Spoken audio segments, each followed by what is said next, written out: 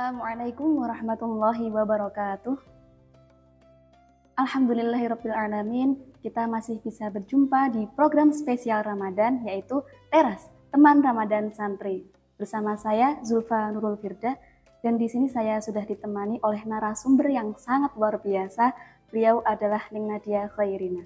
Assalamualaikum Ning. Assalamualaikum warahmatullahi wabarakatuh. Bagaimana kabarnya Ning? Alhamdulillah baik. Puasanya lancar nggih Ning? Alhamdulillah lancar. Karena kita sudah memasuki bulan puasa, jadi penting bagi kita untuk mengetahui seberapa berkualitas puasa kita. Maka dari itu, pada episode kali ini kita akan membahas tentang puasa paripurna untuk Ramadan yang sempurna. Langsung saja nggih ke pembahasan. Jadi yang pertama, apa saja nih yang menjadi tolak ukur puasa yang berkualitas itu? Oke. Langsung bahas saja ya, tolak ukur kualitas puasa Ramadan itu apa sih yang gitu ya. Kualitas puasa ini tolak ukurnya adalah yang pertama, yang pasti kan kita tidak boleh makan. Yang kedua, yang pasti kita tidak boleh minum.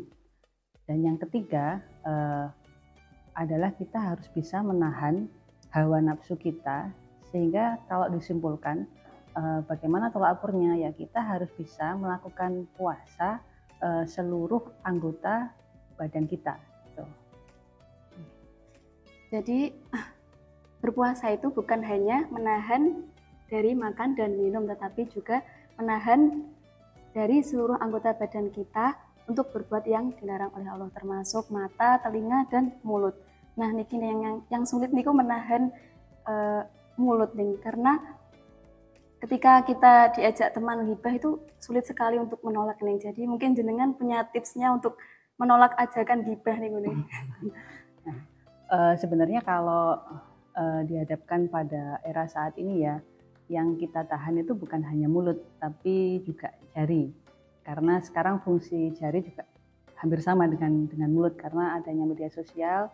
Kadang kita itu juga jadi membicarakan ghibah dan membicarakan orang lain lewat jari maupun mulut. Jadi bagaimana kita menahan itu semua ya, sebenarnya adalah dengan kembali kepada tujuan dari seseorang melakukan puasa Ramadan. Nah nanti akan kita bahas. Baik nih, setelah kita mengetahui tolak ukur puasa yang berkualitas, lalu apa saja tantangan untuk menjaga kualitas kita dari awal sampai akhir di era zaman sekarang ini? Tantangannya apa? Jadi saat ini perubahan kondisi di dunia sangat luar biasa ya, karena adanya dampak dari era globalisasi misalkan seperti itu. Dari perubahan zaman ini membuat adanya perubahan budaya, adanya perubahan kebiasaan, adanya perubahan norma yang ada di lingkungan kita. Nah, sebelumnya kita akan bahas dulu, globalisasi ini kan sebenarnya bisa saja berdampak positif, tapi juga bisa berdampak negatif. Nah, yang akan kita bahas adalah yang menjadi dampak negatifnya. Nah, jadi globalisasi ini kan adanya arus masuk maupun keluar, apapun itu, baik itu barang, jasa, informasi, maupun segala hal, baik itu dari luar negeri yang masuk ke dalam Indonesia maupun sebaliknya. Nah, kalau dampaknya negatif, nah ini menjadi tantangan kita. Apa aja dampak negatifnya? Ada misalkan ini, kita jadi hedonisme, misalkan seperti itu, atau materialisme, atau individualisme, maupun sekularisme yang paling ekstrim. Nah, di sini bagaimana pencegahannya, bagaimana kita bisa menjaga kualitas puasa kita dengan adanya perubahan-perubahan seperti itu. Nah, sama tadi dicontohkan, gimana sih cara kita ini bisa menjaga diri kita untuk tidak ghibah ya tadi ya. Nah, itu juga bagian dari dengan adanya perubahan budaya, ghibah itu menjadi terfasilitasi kadang. Karena ya itu tadi, adanya perubahan teknologi tadi. Dengan adanya media sosial, dengan adanya handphone atau smartphone seperti itu, Nah, membuat kita bahkan memudahkan kita untuk membicarakan orang lain. Bahkan tanpa harus ada orang lain yang mengajak, kita bisa membicarakan orang lain. Ya, benar nggak? Nah, jadi katakanlah ada si A memposting sesuatu tanpa maksud apapun. Nah, itu bisa membuat seseorang yang lain, saya tidak ingin membicarakan kita ya, membuat seseorang yang lain akan mengomentari, dan komentar itu bisa bebas sebebas-bebasnya. Nah, bagaimana kita menjaga kualitas puasa kita ya, kuncinya adalah dengan meningkatkan keimanan dan ketakwaan kita. Nah, ini juga kembali kepada esensi dari puasa Ramadan tadi. Jadi kalau misalkan kita mengembalikan kepada tujuan dari berpuasa itu kan adalah agar kita itu bertakwa. Nah, bagaimana cara takwa? Nah, itu nanti juga akan dibahas ke season berikutnya. Itu. Jadi setelah kita mengetahui tantangan-tantangan di era zaman sekarang ini, lalu apa saja nih amalan-amalan utama yang bisa kita lakukan di bulan suci Ramadan ini? Oke, jadi sebelum menuju ke amalan, tadi kan dibahas bahwa di surat Al-Baqarah ya, seperti yang kita ketahui ayat 183 disebutkan bahwa tujuan dari orang berpuasa itu kan untuk meningkatkan ketakwaan. Nah, salah satu agar kita bisa mencapai takwa dalam surat Al-Baqarah juga ayat berapa Mbak Suba? Ayat 3 ya. Bunyinya apa?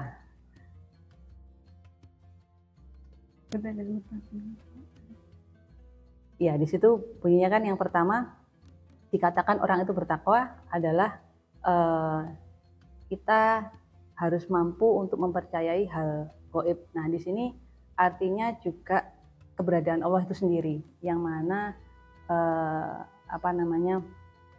beserta dengan ciptaannya semua. Jadi kita harus mempercayai keberadaan Allah, surga maupun neraka maupun semua ciptaannya yang mungkin tidak bisa kita lihat.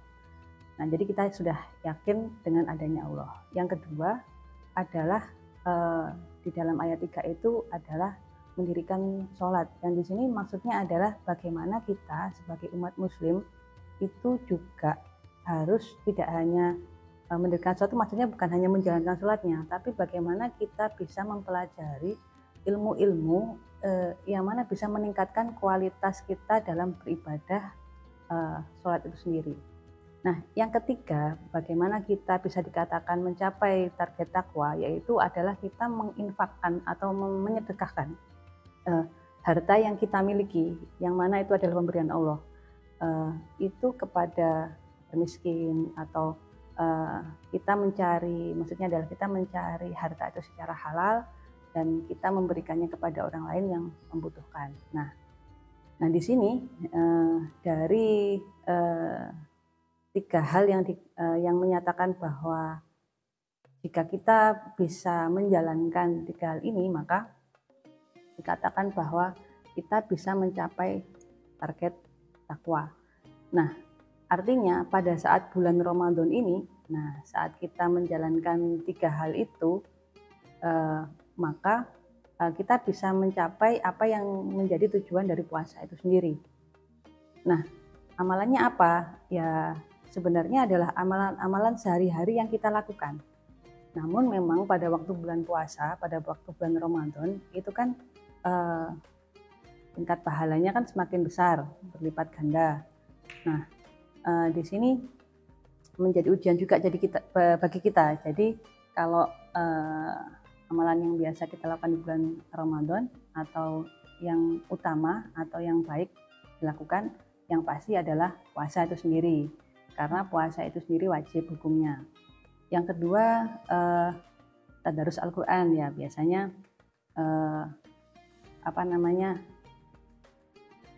di masjid-masjid itu juga dilakukan tadarus Al-Quran. Nah, yang berikutnya adalah sholat berjamaah. Tadi kan disebutkan mendirikan sholat. Nah, di sini salah satunya adalah sholat berjamaah. Sholat berjamaah ini bisa sholat fardu, dan akan lebih baik jika ikut sholat tarawih dan witir secara berjamaah. Yang keempat, iktikaf di masjid. Nah, Yang kelima ada mendirikan atau menghidupkan Qiyamul Lail dan malam Lailatul Qadar. Jadi alangkah baiknya juga kita bisa bertahajud di malam hari seperti itu. Dan yang terakhir adalah sedekah. Nah, di sini juga kita di akhir puasa kita diminta untuk melakukan zakat ya. Nah, di sini kita menyisihkan sebagian harta kita untuk diberikan kepada orang lain. Nah, jadi begini, kembali kepada pertanyaan awal tadi, bagaimana kita bisa mencegah diri kita untuk tidak melakukan seperti itu. Nah, bulan Ramadan ini kan merupakan suatu momen untuk kita mendekatkan diri kepada Allah. Nah, dengan melakukan amalan-amalan yang tadi sudah disebutkan. Kalau kita bisa istiqomah, kita bisa konsisten, kita mau komitmen terhadap diri kita sendiri, maka kita bisa secara tidak langsung untuk menghindari hal itu. Karena apa? Waktu kita sudah habis untuk beribadah. Jadi kita tidak punya waktu untuk mengomentari kehidupan orang lain atau mungkin membicarakan orang lain seperti itu. Tadi kan Bina menyebutkan bahwa salah satu amalan di bulan Ramadan itu menjaga seluruh anggota badan, itu termasuk berarti marah gini. Lalu teman-teman santri itu waktu Ramadan kan ada pengawasan kilat nih nggih. Yang biasanya ngaosnya itu hanya setengah jam atau 1 jam, lalu besoknya ketambahan 5 menit nih kuning. Itu sampun ngereok nih teman-teman santri niku sampun ngerundel nih kuning. Padahal kan ngaos kan sesuatu yang baik, tetapi jika dibarengi dengan perasaan marah atau kesal atau gerundel niku mau pripun nih? Itu adalah sebuah mindset saja ya. Jadi kita harus merubah pola pikir kita. Kalau misalkan mindset kita, mana yang lebih penting? Kita mementingkan ibadah kita atau kita mementingkan kepentingan pribadi kita? Saat kita masih merasa kepentingan pribadi kita lebih besar, artinya aku ingin tidur lebih lama, aku pengen merebahkan badanku, aku ingin buka-buka HP sebentar lah gitu. Padahal kadang kalau buka HP itu nggak hanya sebentar ya, scrollnya terus sampai panjang gitu. Nah, saat kita masih mementingkan apa yang menjadi kebutuhan kita di dunia, maka pasti apa yang menjadi kebutuhan kita di akhirat itu akhirnya secara tidak langsung akan menjadi sebuah dorongan dalam diri kita sendiri untuk itu merupakan hal yang tidak ingin aku lakukan gitu. Jadi ini adalah sebuah mindset kita yang mana artinya sekarang ini kita harus merubah pola pikir kita. Kita harus memilih kita mau seperti apa, terutama di bulan Ramadan ini. Kita mau seperti apa? Kita mau tetap seperti bulan sebelumnya atau kita mau memanfaatkan kesempatan yang sudah diberikan Allah ini dengan sebaik-baiknya. Kalau kita masih mau sama dengan bulan sebelumnya, ya apa yang kita peroleh sesuai dengan apa yang kita lakukan. Tapi kalau kita mau memanfaatkan sebaik-baiknya, maka Allah juga tidak akan memberikan kekurangan apapun dalam diri kita, kan gitu. Lalu nih, saya sering mendengar bahwa tidurnya orang puasa itu adalah ibadah. Nah, ini apakah jika kita tidur dari sahur sampai buka, lalu kita mendapatkan pahala atau bagaimana nih konsepnya yang sebenarnya itu? Sebenarnya. Jadi tidurnya orang puasa itu adalah ibadah. Tapi kalau tidur dari sahur terus nggak sholat subuh, nggak sholat duhur, nggak sholat asar, ya nggak jadi sebuah ibadah. Tapi ya sudah, kalau gitu saya ganti pertanyaannya gitu ya.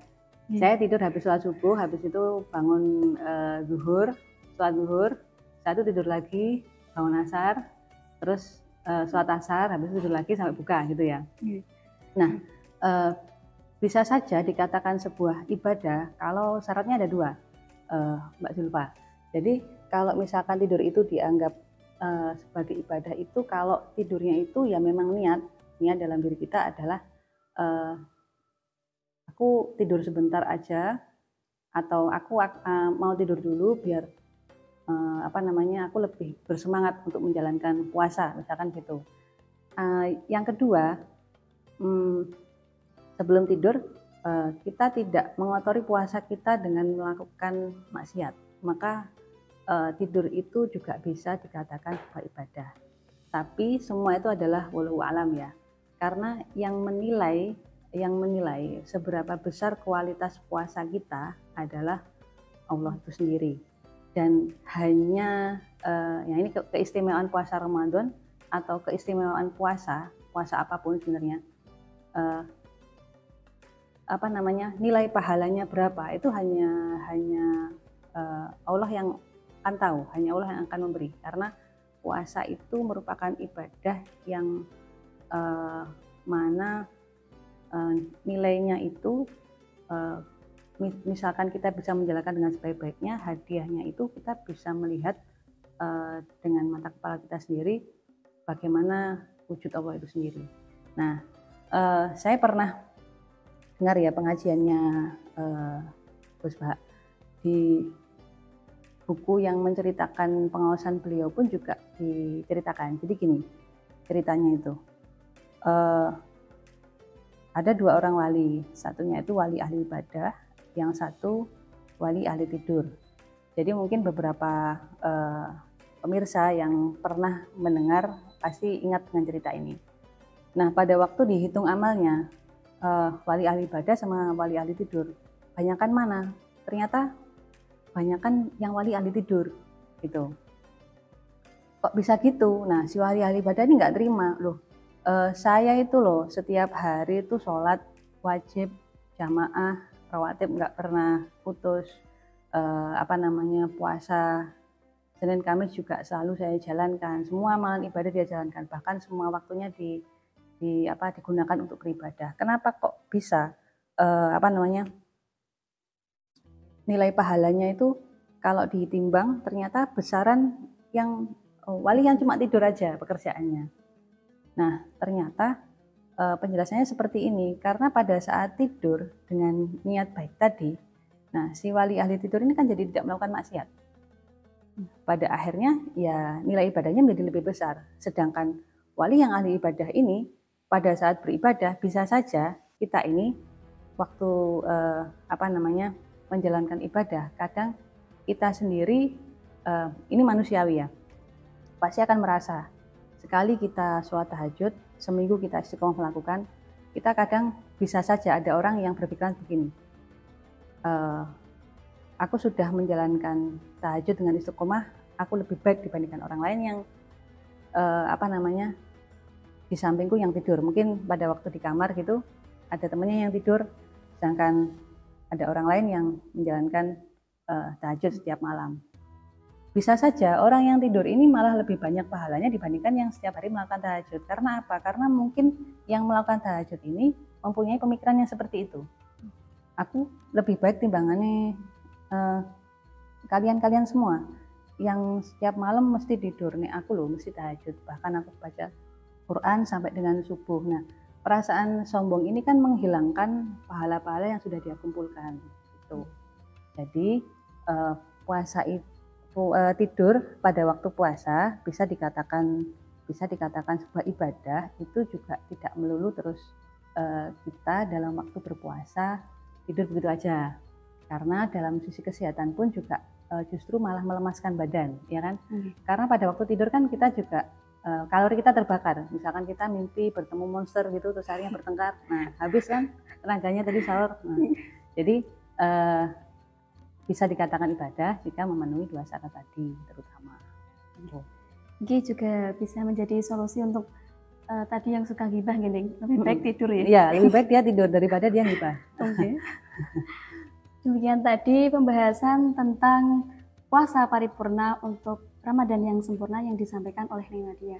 Sebelum saya akhiri, mungkin dari Neng Nadia ada closing statement untuk motivasi kita agar lebih semangat lagi dalam menjalankan ibadah puasa tahun ini. Gimana? Semangat gitu. Jadi Meskipun sekarang ini sudah memasuki hampir ke pertengahan puasa, sebelum puasa kita berakhir, mari kita semua tetap menjaga kesehatan selama berpuasa, karena dengan kesehatan itu merupakan modal utama kita untuk menjalankan ibadah kita kepada Allah. Nah, jangan sia-siakan kesempatan yang sudah kita dapatkan ini untuk istiqomah, untuk konsisten dan komitmen dengan diri kita sendiri dalam menjalankan puasa Ramadan. Nah, dengan sehat maka kita bisa ngaji sebagai santri ya. Kita bisa ngaji, kita bisa ngabdi, kita bisa derek kiai, dan kita bisa beribadah untuk mendapatkan ridho ilahi. Matur suwun sangat Ning. Amin. Alhamdulillahirabbil alamin. Kita sudah mendapatkan ilmu yang sangat banyak dari Nadia. Jangan lupa untuk teman-teman, mari kita amalkan puasa kita. Mari kita amalkan apa yang sudah disampaikan oleh Nadia agar puasa kita lebih berkualitas dan menjadikan kita lebih baik lagi dari tahun ke tahun. Sebelum saya akhiri, jangan lupa saksikan program Teras Teman Ramadan Santri setiap hari Senin dan Kamis pukul 5 sore di Santri Ngasinan. Sekian, wassalamualaikum warahmatullahi wabarakatuh.